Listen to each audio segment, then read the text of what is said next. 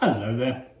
Today I'm finishing off my look at a trio of 2017 wines from Bordeaux that I've been very kindly sent by the negociant Borie Manoux to have a look at. And the wine I'm looking at today is the second of the Casteja family's class growth properties from Pauillac. This is Lynch Moussas. It's a wine rated as a 5th growth.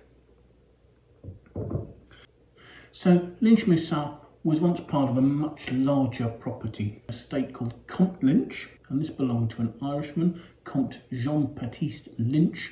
Well, evidently the name Moussas can be traced back to the 16th century in connection with this area as well. The estate was divided into two parts in 1824, with the other part becoming the well-known estate Lynch-Bages. A chateau was built here at Lynch Moussas in 1850, and in 1855 the estate was ranked as a 5th growth in the classification of the Grave and the Médoc. Now the estate's current owners, the Casteja family, bought Lynch Moussas in 1919. At that stage the family already owned Chateau Lynch, and today, along with its near neighbour Chateau Peyrabon, it's all part of the portfolio of the negociant house that the family own, Borie Manoux. Now, starting in 1970, somebody called Emile Cateja was the manager of the estate here. And this was a difficult task because at that stage in the early 70s, both the vineyards and the facilities here had been neglected and they'd fallen into disrepair. And before Emile set out to restore the chateau, I believe the vineyard area here, and this is quite a large estate, had been reduced to just 4 hectares. So the overhaul that Emile Cateja started in 1970 included the chateau, its winemaking facilities, and an awful lot of replanting had to go on.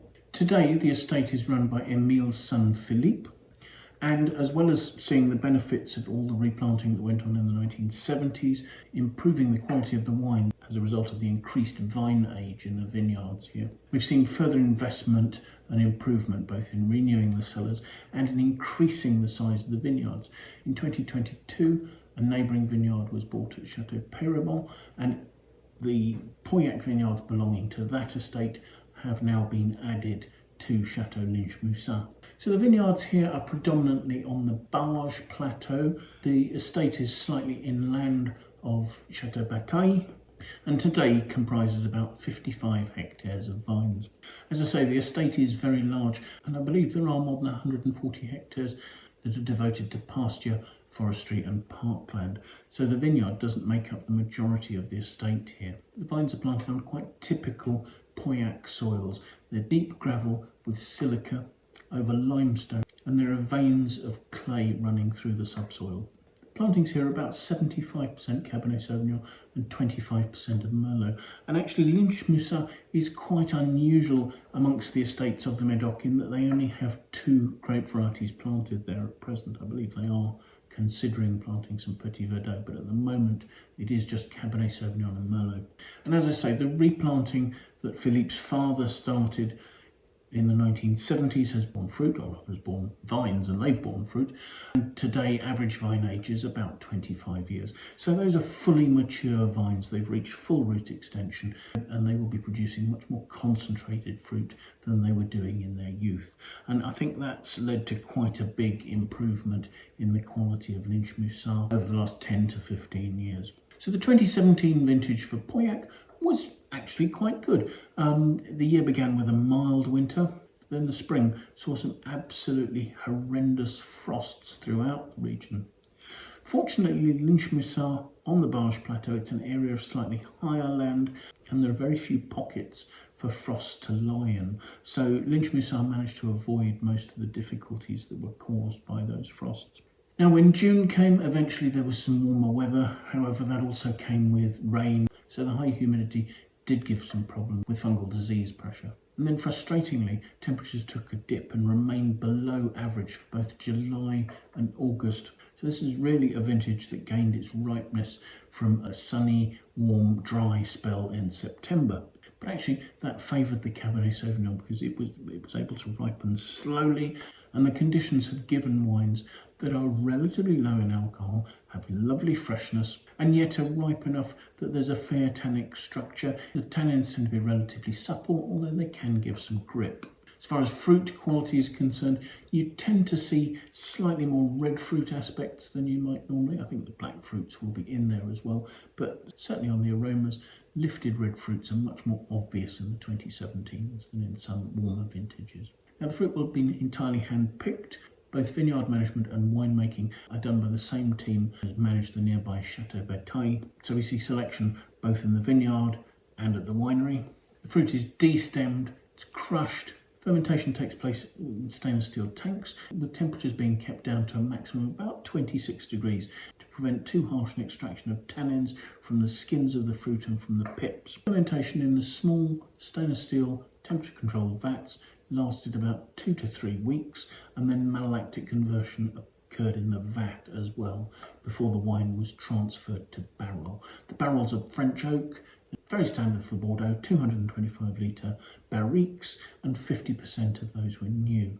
The wine aged in those barrels for 18 months.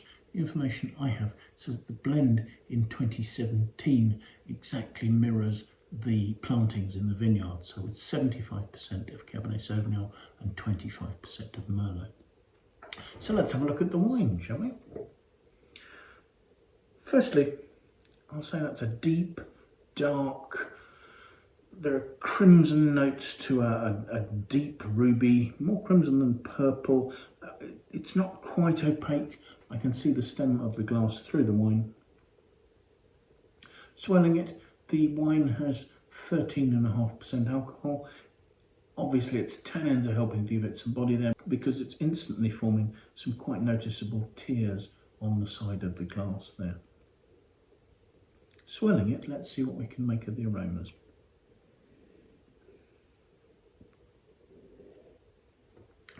Now this has been open in the decanter for a while, and initially there are some quite savoury notes, meaty development, and then sitting behind that, that's where I start to see red currant and cranberry notes, and then as they open we start to move from those initial red fruit notes to a much richer cassis note. It's quite concentrated, almost a touch of elderberry as well.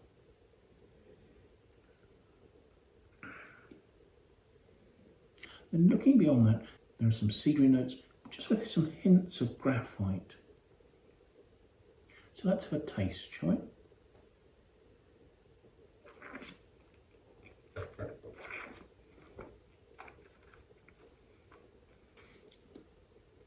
On the palate again, the first notes that I'm seeing are those savoury, slightly meaty notes. Then there's a wave comes through of what's actually really nicely integrated oak. There's a very clean cedary note. It's really quite dry, giving grip.